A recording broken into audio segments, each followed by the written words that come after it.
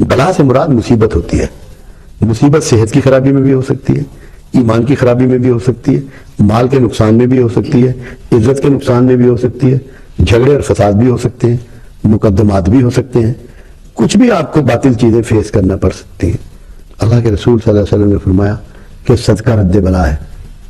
ہم نے ساری زندگی ایک ہی بات سمجھی کہ بکرا ڈھونڈ لو اور کالا ڈھونڈ لو تو جلدی یہ کام ہو جائے گا. حالانکہ جو اس کے اندر چھپا ہوا اصل پیغام تھا اس کو فراموش کر دیا. وہ اصل چیز ہے کہ صدقہ رد بلا ہے. تم سچے ہو جاؤ، بلائیں تمہیں چھوڑ دیں گی. صدق اختیار کر لو.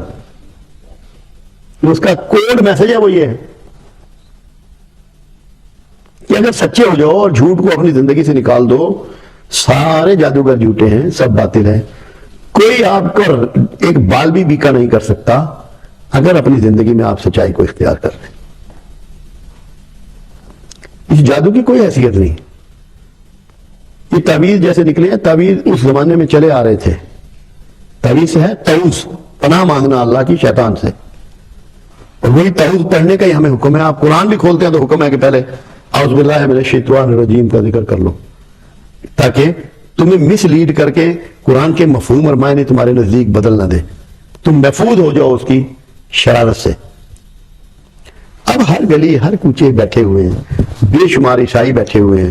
ان عیسائیوں کے پاس لوگ جا رہے ہیں اور وہ ان کا علاج کر رہے ہیں.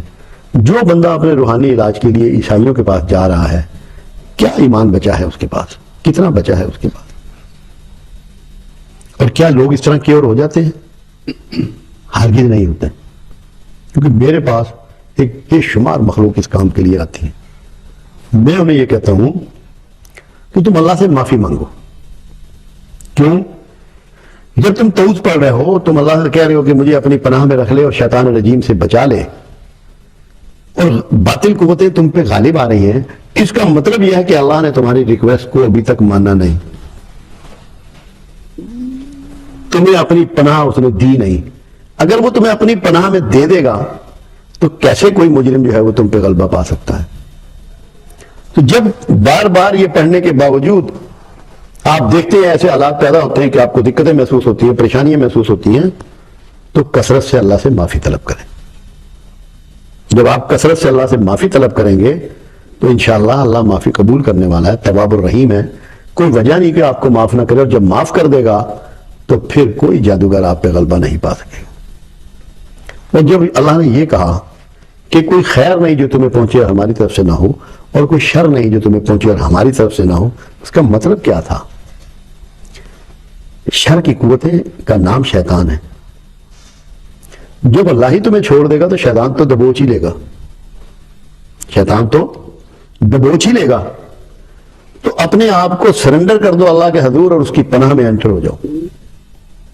اگر اس کی پناہ میں چلے گئے، کوئی دنیا کا جادوگر آپ کا بال بیکا نہیں کر سکتا. آپ کا یہ یقین ہونا چاہیے کہ میرے سارے نقصان اور سارے فائدے میرے اللہ کے دائرہ اختیار میں، اس کے علاوہ کسی کا کوئی اختیار نہیں. ایک چیز اس میں رہ جاتی ہے بہت سے کاموں کے لیے، اور وہ ہے دعا. آپ اپنے لیے دعا کر سکتے ہیں، اور سارا توڑ سارا علاج دعاؤں میں ہے. اللہ نے خود اپنے رسولوں کے ذریعے، رسول اللہ صلی اللہ علیہ وسلم کے ذریعے آپ سب کو دعائیں تعلیم فرمائی. اگر آپ ان دعاؤں سے جڑے رہیں، کوئی وجہ نہیں ہے کہ کوئی شیطانی قوت، کوئی نیگیٹو قوت آپ کا کوئی نقصان کر سکے. ہم دعاؤں کے پیٹرن کو ہم نے چھوڑ دیا. دعاؤں کے پیٹرن کی اہمیت کا اندازہ لگائیں کہ اللہ کے حبیب صلی اللہ علیہ وسلم اپنا جبہ و دستار عطا فرمائی اور فرمایا کہ یہ اویس کو پہنچا دینا اور اس سے کہنا کہ میری امت کی بخشش کے لیے دعا کرے. ہاں البتہ، یہ پوری جو بخاری مسلم کی حدیث، ہاں البتہ اس کی دعا سے میری امت کے اتنے لوگ بخشے جائیں گے جتنے بنی مدر کی بھیڑوں کے بال. اب یہ کیوں فرمایا؟ اور گیا کون دعا کرانے کے لیے؟ عمر فاروق رضی اللہ تعالیٰ عنہ اور حضرت علی کرم اللہ وجہ رضی اللہ تعالیٰ عنہ. تو آپ کو سکھایا کہ جو میرے مقرب بندے ہیں، جو میرے پیار والے بندے ہیں، ان سے دعا ضرور کرواتے رہنا، کیونکہ دعائیں شیطانی قوتوں کے راستے کا سب سے بڑا پتھر ہوتی ہیں. اسی لیے ساری عبادات جتنی آپ کو دی گئی، نماز ہو، روزے کی دعائیں ہوں، افطاری کی ہوں، سحری کی ہوں، تراویح ہو، حج و عمرہ ہو، سب میں دعائیں تعلیم فرمائیں گے. تو اگر آپ لوگ دعاؤں سے چپٹے رہیں گے اور دعاؤں سے اپنے مسائل کو دیکھتے رہیں گے، کوئی وجہ نہیں ہے، کوئی جادوگر آپ کا کوئی نقصان نہیں کر سکتا. یہ بہت بنیادی چیزیں ہیں. اگر یہ ہمارے پیش نظر ہوں اور ذہن میں یہ بات ہو کہ باطل قوتوں کو آپ دور کر سکتے ہیں اللہ سے معافی سے، توبہ سے اور دعاؤں سے، تو انشاءاللہ کوئی آپ کا نقصان نہیں کر سکتا. اللہ کرے کہ ہمارے معاشرے میں جو اس وقت ایک بھرمار ہے جادوگروں کی، اور ایسا لگتا ہے کہ یہ خدا بن بیٹھے ہیں، یہ سب کا نقصان کر سکتے ہیں، سب کا فائدہ کر سکتے ہیں، اللہ کرے کہ لوگوں کی سمجھ میں یہ بات ہو کہ ان کی کوئی لمیٹیشن نہیں ہے، سوائے جھوٹا خوف پیدا کرنے کے اور کچھ نہیں کر سکتے.